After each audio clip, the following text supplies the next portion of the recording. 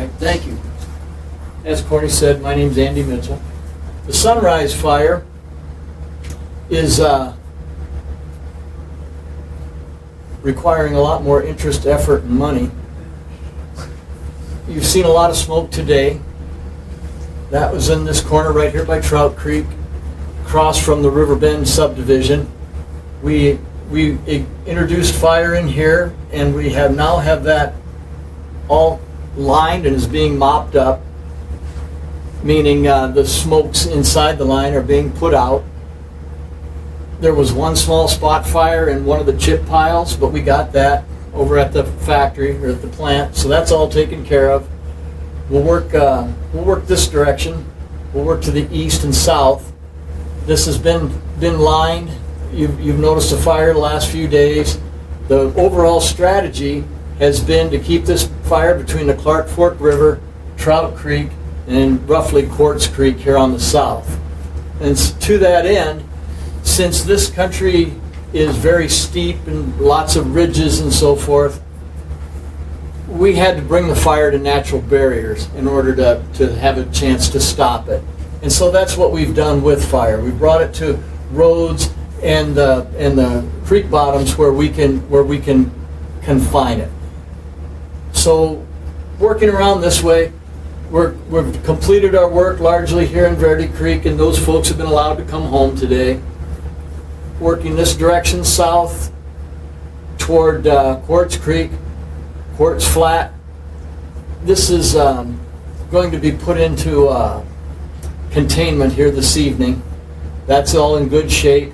Working around this direction towards the end of Quartz Creek, this 10th house down here, the fire is being brought down to that with ignition and being held by firefighters, mostly engines, but a few crews, and we'll kind of anchor in right there. This portion of the fire is more remote and is a lower priority, so it's unstaffed at this time. Coming back around to Trout Creek, we have fire working its way down to Trout Creek here, and we have these lines are lines of fire we introduced with a helicopter with aerial ignition. The potassium permanganate spheres are injected with ethylene glycol, and it heats them up to about 1200 degrees with a chemical reaction. They hit the ground and it start ignitions across his face. So the tactic we're employing is to bring this down to the creek bottom in more or less an even line and to catch it and hold it here. So far today, we've seen a lot of smoke. We put up a big column, but we're in good shape. This is the most recent infrared map, and it was done last night at about, looks like just before 11 o'clock. So we'll request infrared again tonight, and we'll get a better look at this.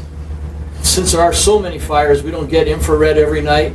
So tomorrow when we do a briefing for the cooperators, we may not have the latest up-to-datest if they don't fly us, but we're okay. We have a good idea of what the fire's doing. So as we come around here, around Trout Creek, we intend to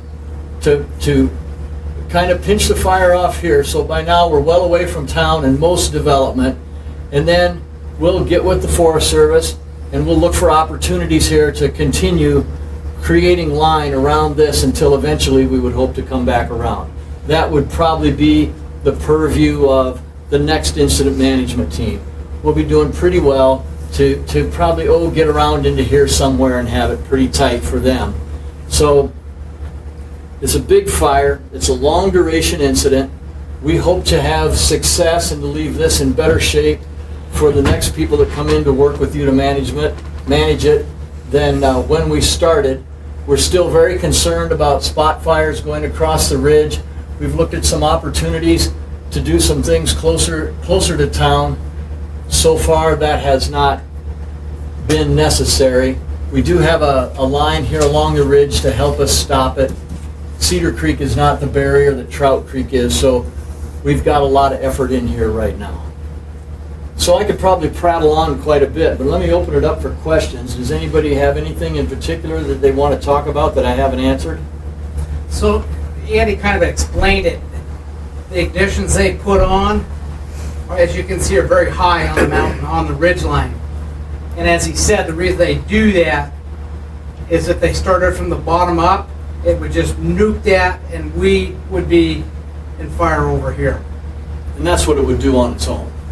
It wants without to, it them wants to doing that. roll something down the hill, then start up. And we like to think we're pretty crafty, but really it's third grade, maybe first grade physics. Heat, fuel, oxygen, heat rises. Well, if we start at the top, the heat can't preheat the fuels and really go. If it starts at the bottom of a hill, and you see a big black column, what's happening is the wind and the topography is driving the fire into the fuels. And we don't have that now. The columns we put up today, you know, nice white smoke, doing what they're supposed to do. There's a lot of firefighters watching, but they're there in case we do get a spot fire, then they'll jump on it. But that's the whole idea, is to bring it down here where the creek bottoms are still green and not very readily combustible, and then put it out.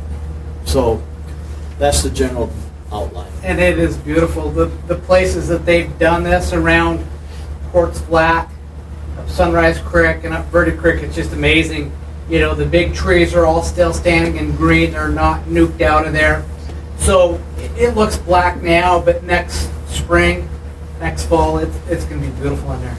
I mean, all that under stuff is gone. All the trees are still there. There is some that are torched, but it's not just wiped out like you see with some fires. They've done a phenomenal job. We've contacted the private landowners that we've impacted, and we've explained what's going on, how their land has been affected. So far, we haven't had very much crown fire at all.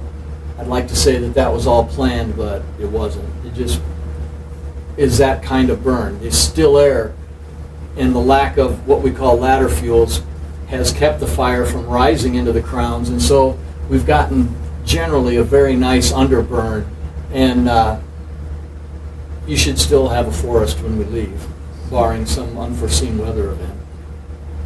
I know in dispatch we were getting a few calls today on that. You got new fires? I'm like, no. There'll be more calls. There'll be more calls in the future, and we will certainly alert Tom if we get some problem that we're going to have to really concentrate on to deal with, or if this starts to grow. Anything else? Thank you. Doug Sherman, our instant commander. Good evening. So, you alluded to the fact that there will be another team, as this is a long-term fire. And in that, we do 14 days at a time and then rotate in another team. So that process has started. And as a matter of fact, I had contact with the incoming IC this afternoon. And she'll be in Thursday evening.